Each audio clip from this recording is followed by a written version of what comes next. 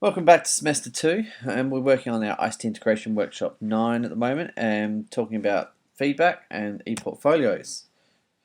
Now, I'm just going to go over your ICT integration tasks, what the workshops are, the purpose of these workshops and ePortfolios. I received 198 ICT integration tasks of the 220 students in the course, and for the students that haven't given me something, I have no way of knowing what your ICT integration is like against the ATSL standards. So if you haven't submitted something to me, you'll need to negotiate with me to work out how I can assess your knowledge and understanding. I don't have any time left to do marking, so this is going to have to be something on top of and beyond what I've already done. Just to give you an idea of the marking strategies here. This is an example of one student's work. It's actually from last year, just so I'm not using anyone from this year. And this student, for example, in this one, used teaching strategies. So they're actually identifying how ICTs can be used for Greek-based research and project work. So they're demonstrating their understanding of the importance, but they're also talking about Google Docs or Bullify or biospheres and carbon cycle. So they're actually talking about specific knowledge.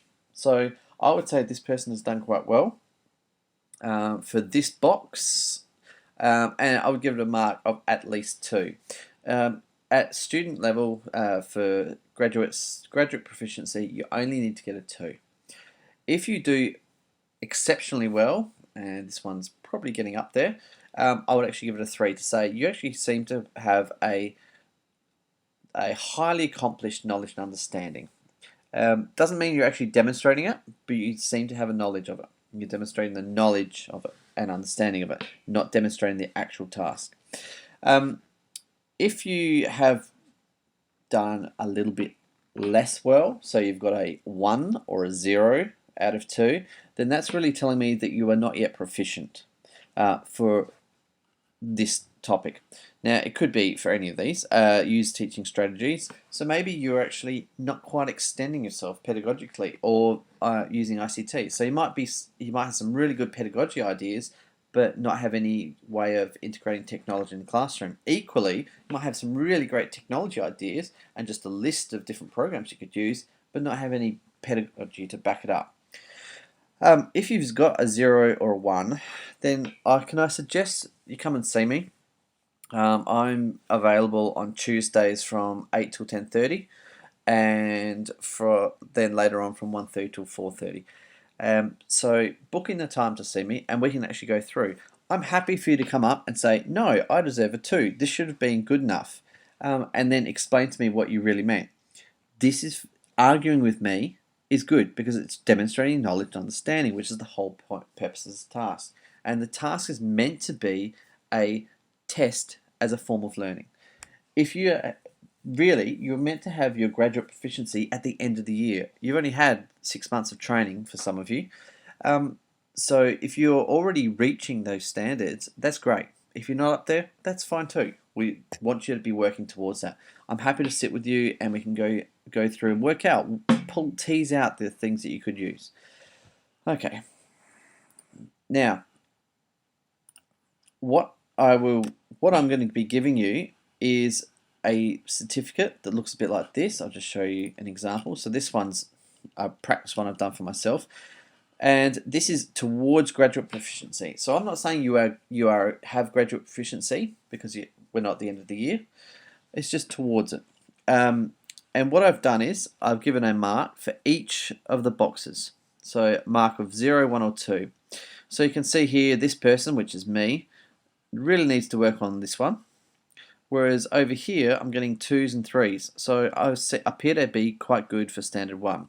Down the bottom of this certificate, you'll actually be able to see the ratings for the different things. And you'll also notice that 6 and 7 we haven't actually met. We haven't studied yet. I would suggest that that's what you're going to be working on this semester. Engaging in professional learning is what you've been doing all year. That's the whole purpose of the teaching degree. And engage professionally with colleagues, parents, carers, and community. Well, that's something you'll be doing by working together with other teachers or student teachers and what you've been doing in school. Down here, I've actually got your discussion boards. So these are the star ratings you've got for your discussion boards, and then right at the end is the number of times you've accessed the ICT Workshop materials. Now you may remember from the discussion boards, I'm looking for a level 3. 3 stars means you're kind of getting there. That's satisfactory. If you're getting 4 stars, not only are you actually demonstrating your graduate knowledge, you're actually giving me an extra thing. So you're either contributing extra material or contributing a new perception on and taking the social understanding to a new level.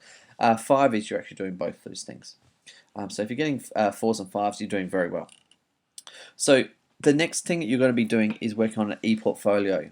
This is something that will be discussed in the lecture on Thursday, and Grant will be going over that with you. I'll be going over that as a little bit as well.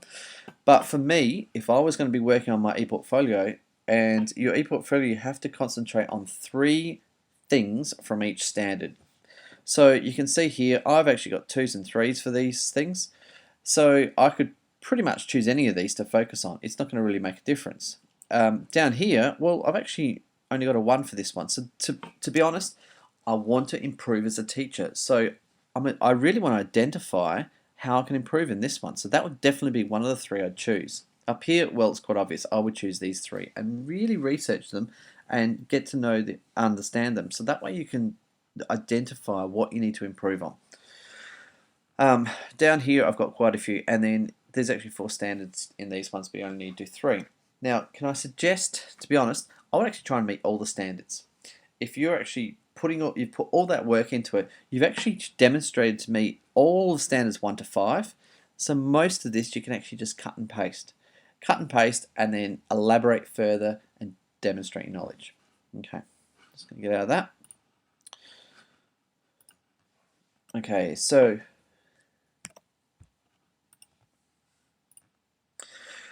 what we've done, here's just a picture of what we've done. So to start off with, we did our ICT integration workshops with discussion boards, and the purpose of these was to prepare you for your first practicum. So you had those ICT skills up under your belt. After your first practicum and after you've done the ICT integration workshops, you've done your integration task.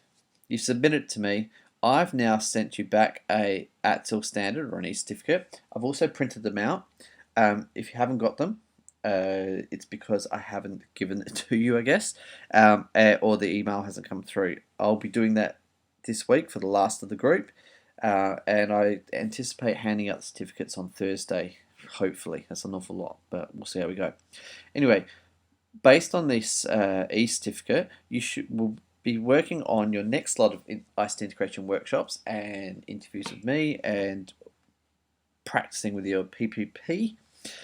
And then you're going to go out on your second prac before finally submitting your ePortfolio. So the idea is, all the purpose of what we've been doing is to develop you as a 21st century teacher.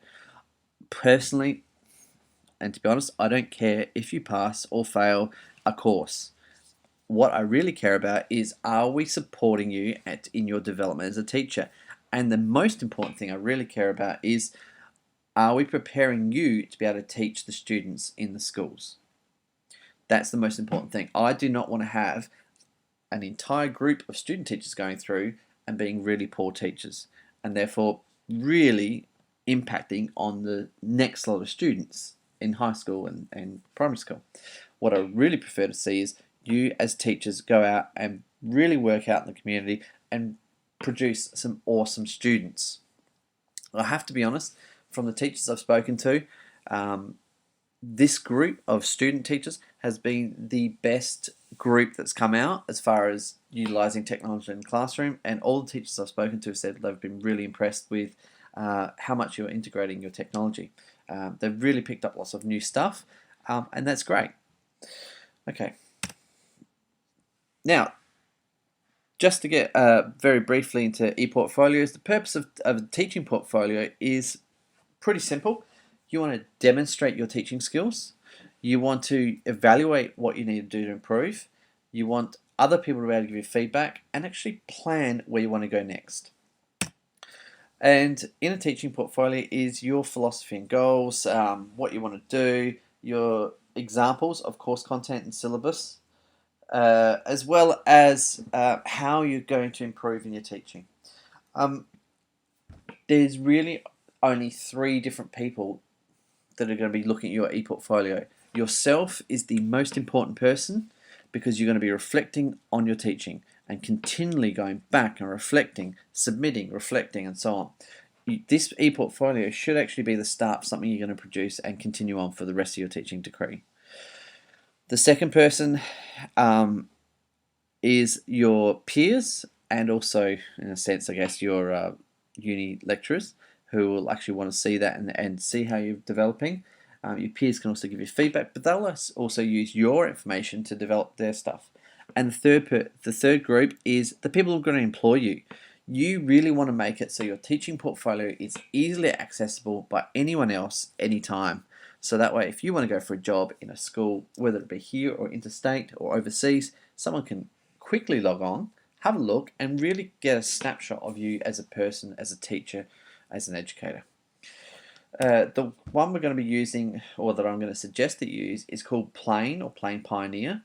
Unfortunately, I cannot get this on, and you can see here that new registrations are closed until 30th of July. The company is working together with us to actually try and get you all on board as quickly and as efficiently as possible. Unfortunately, I did not foresee the fact that they would have registrations closed this week, so no one will be able to get on for this week until next week. However, this is not due until 12th of October. There's plenty of time to work through it. I can show you my plain ePortfolio, and you can see here I actually have my portfolio, my journal entries, and then the standards. I'm just going to bring up the real thing. So here I've got basically the standards. So I've just written this in, and you can log, when you actually get on here, you can log in and take a copy of this and use it for your own. And under here I put evidence of my standard 1 now, and then a journal. One thing I find easiest to do on this is under this I go to my journal, and I've set this up. For example, iPads in the classroom, so I might go new entry. So today what I've actually been doing is working with doing a materials prac with my year 9s. Today we worked on a materials prac, and the students used their iPads to take photos and Google Docs to share information between them. I would also add a photo. I cannot add a photo here because I do not have a copy of it. I didn't actually take a photo, but I put a photo in there. Then I come down to my tags. Now I can actually show my tags, so I actually already got all these standards here. So I would go, well, understanding students in the way they learn, yes. Utilizing technology in the classroom, I would actually say this is probably understanding the students in the way they learn, which is standard 1. And I'd also probably say it's standard 3, which is knowing the way to teach it. And what I can then do is go save entry. Simple. So this is my journal of stuff that as I'm going through. If I go to my dashboard, and to my ePortfolio, you can actually go down here, and under standard 1, there's my journal, materials prac, and you know what? There's under standard 3, there's also my materials prac. So it means I'm continually updating this evidence. So hopefully this should be a nice, easy program for you to use. I will actually start making recordings and videos of exactly how to use this. It's up to you if you use Plain. If you wish to use something else, that's fine, but I'll be demonstrating this one as the best, as the one we're going to use. So, to finish off with, I wish you luck. Come and see me if you've got any questions, and yeah, get cracking.